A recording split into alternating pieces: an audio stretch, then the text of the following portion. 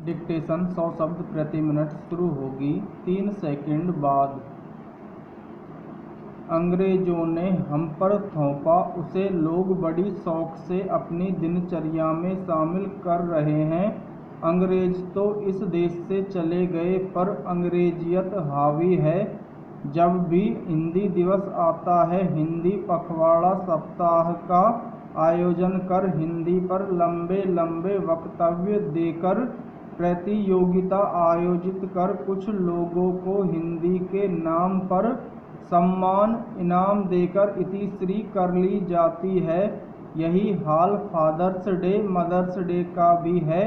माता पिता का सम्मान ग्रीटिंग कार्ड, चॉकलेट, केक जैसे बाजार में सिमट गया है।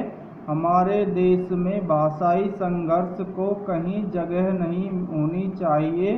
यह तभी संभव होगा जब जितना हिंदी को आगे बढ़ाने का काम हो, उतना ही क्षेत्रीय भाषाओं को भी वरीयता मिले।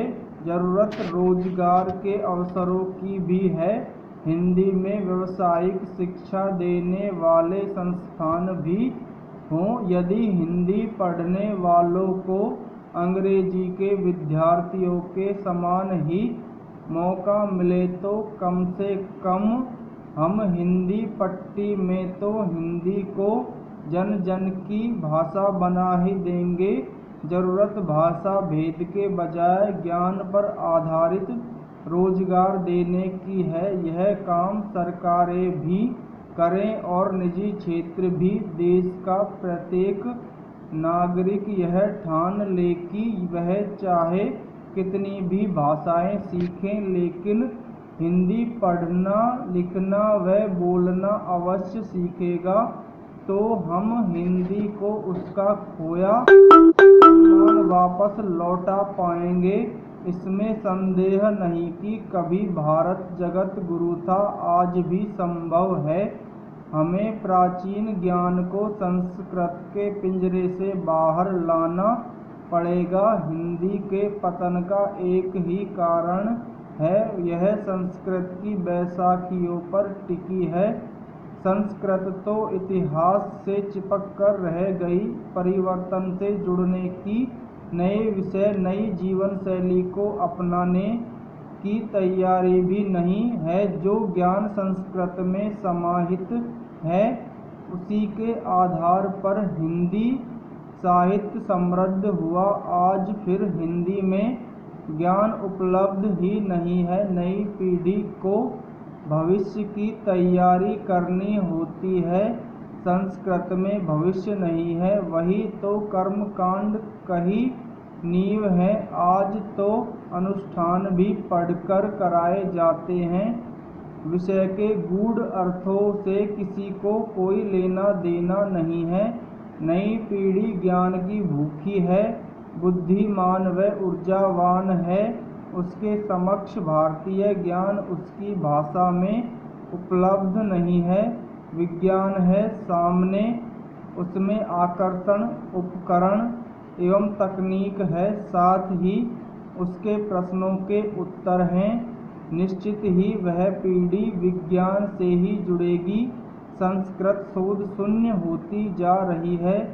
संस्कृत का ज्ञान अन्य भाषाई युवा वर्ग को शिक्षा में उपलब्ध ही नहीं है।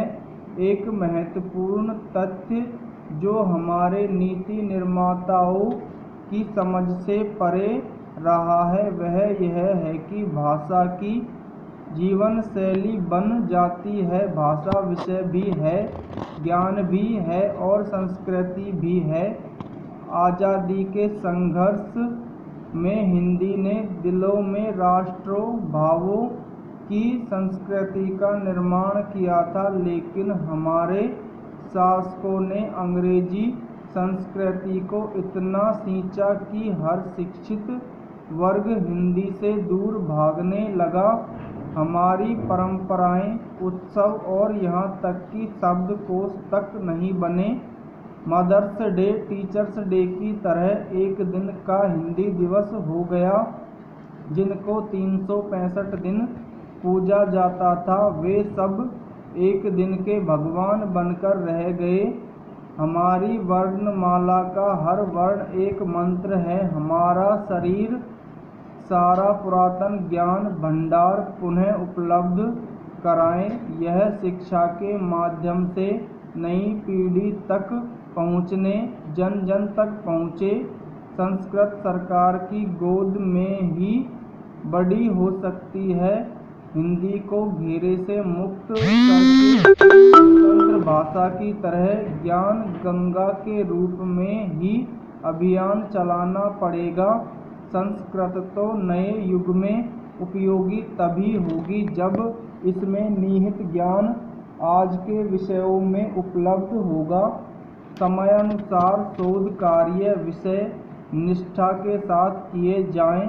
विश्वविद्यालयों के शोध ग्रंथ पेट भरने के लिए ही उपयुक्त हैं।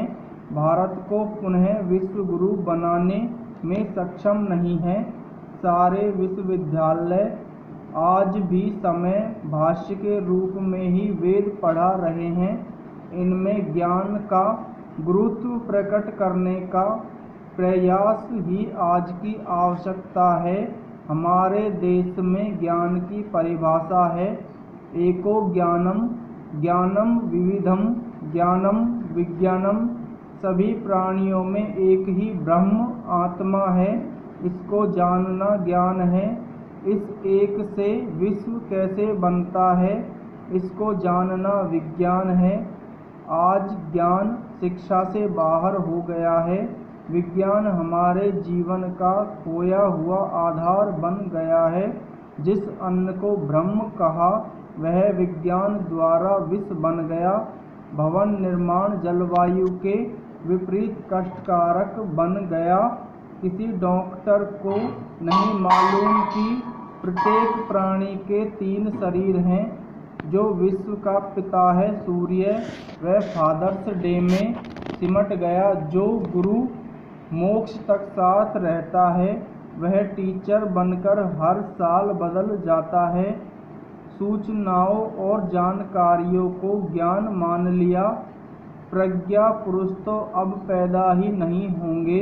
परिणाम क्या हुआ? आज किसी का अपमान होने का अर्थ है उसकी हिंदी कर ली।